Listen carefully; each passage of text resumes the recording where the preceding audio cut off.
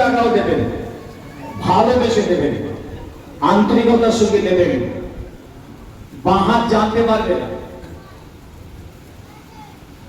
শেওড়াবেড়িয়া থেকে এসছেন আমার হাজি ইউসুফ সাহেব, জি সব মহব্বতের মানুষ, আমার 10,000 টাকা আল্লাহ পাক কবুল করেন।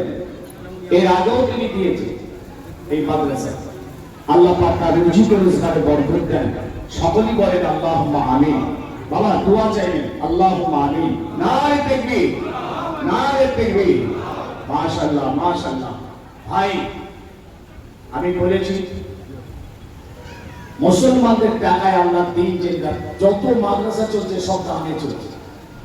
আমার রাসূলুল্লাহ শিখিয়ে গেছেন, এই চাঁদা আমরা তুলিনি, আমরা আলেম ওলামারা তৈরি করিনি, তা আল্লাহ নবী চাঁদা তুলে মসজিদে নববীতে শিক্ষা দিয়েছেন। মসজিদ তৈরি হবে চাঁদা দাও, যুদ্ধে যাবো চাঁদা দাও।